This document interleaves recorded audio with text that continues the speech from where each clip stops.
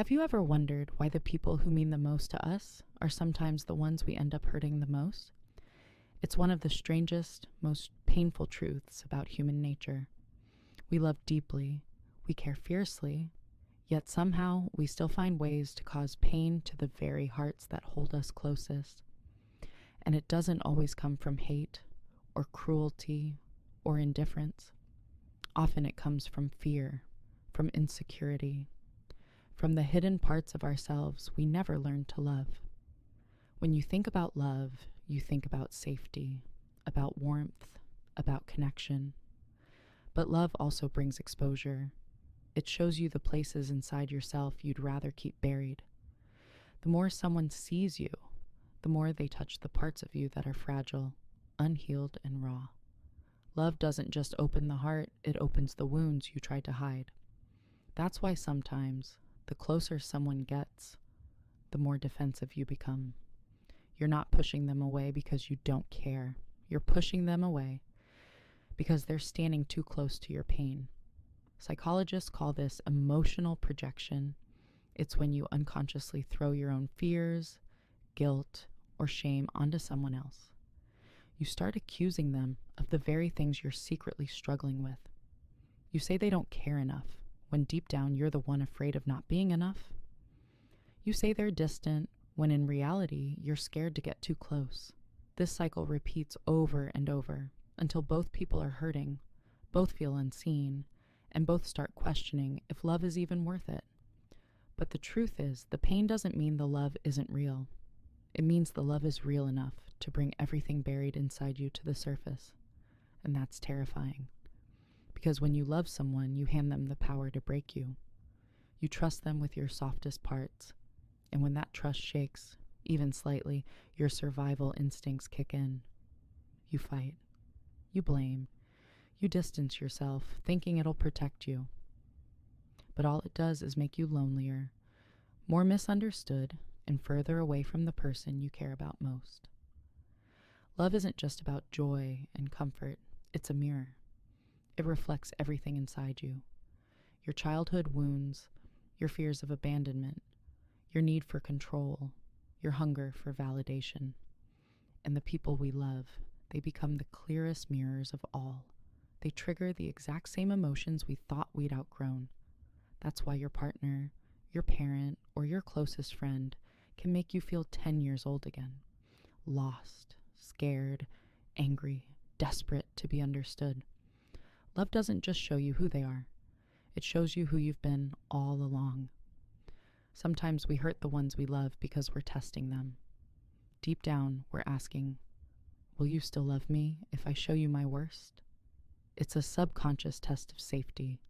We push, we withdraw, we say things we don't mean, all because we're terrified that if they saw our true selves, they'd leave. But ironically, those very actions make the fear come true. They begin to drift, to pull back, to lose trust, and suddenly we're standing in the wreckage of a love that was never broken by hate, but by fear. Fear is at the core of almost every wound in love. Fear of being abandoned, fear of not being enough, fear of losing control, fear of depending on someone too much, fear that love won't last. And instead of sitting with that fear, we attack. We criticize, we pull away. Because control feels safer than vulnerability. Distance feels safer than rejection. But what's truly heartbreaking is that in trying to protect ourselves from pain, we create it. Think about it. How many times have you hurt someone, not because you wanted to, but because you didn't know how to express what you were really feeling? You were angry, but beneath the anger was sadness. You were cold, but beneath the coldness was fear. You were silent, but beneath the silence was a desperate hope that they'd notice you were hurting. We lash out because we want to be seen, but our pain disguises itself as pride. The psychology behind all of this often goes back to childhood attachment.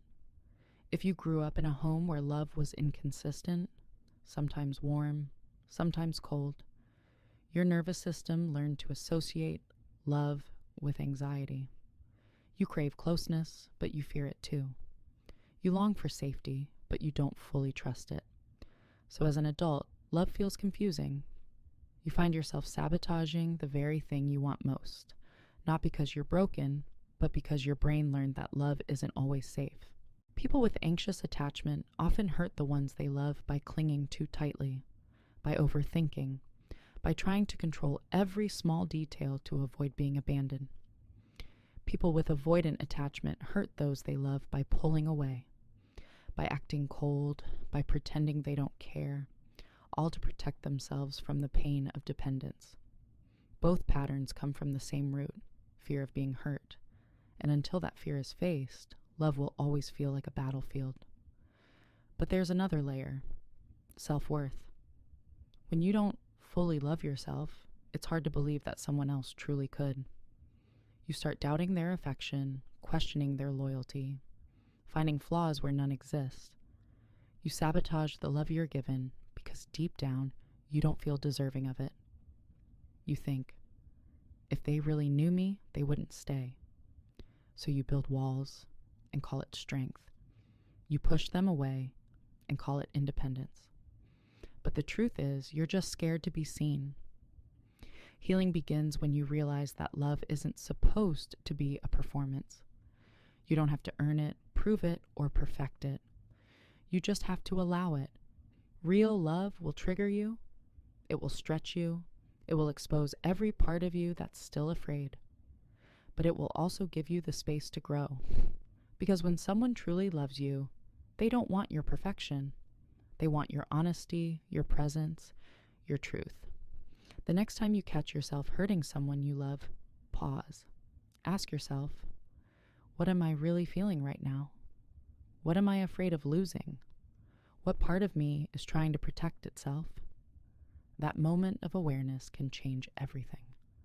Because once you recognize that the fight isn't really between you and them, it's between you and your fear, you can finally start to heal. You can choose compassion instead of defense. You can choose truth instead of silence. You can choose connection instead of control. Love will always carry risk. There's no way to love without getting hurt sometimes. But maybe that's the point. Because love isn't about avoiding pain. It's about learning how to face it together. It's about seeing someone's flaws and still staying. It's about understanding that everyone is fighting invisible battles and that sometimes the kindest thing you can do is just not add to their pain. We hurt the ones we love the most, not because we're cruel, but because love holds a mirror to the parts of us still waiting to be healed. The journey isn't about never hurting again. It's about learning to recognize it, own it, and choose differently next time. Because love, at its deepest level, is not just about being loved. It's about becoming someone who can love consciously, gently, courageously. And maybe that's what healing really is. Learning how to stay soft even when life teaches you to harden. Learning how to keep loving even after being hurt. Learning how to let people in even when your fear tells you to run. Love will test you. It will challenge you. But in the end, it's the only thing that will ever truly transform you.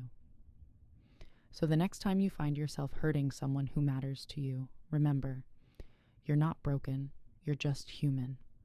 But being human also means you can grow, you can change, you can love better. Because awareness is the beginning of transformation, and compassion is what carries it through.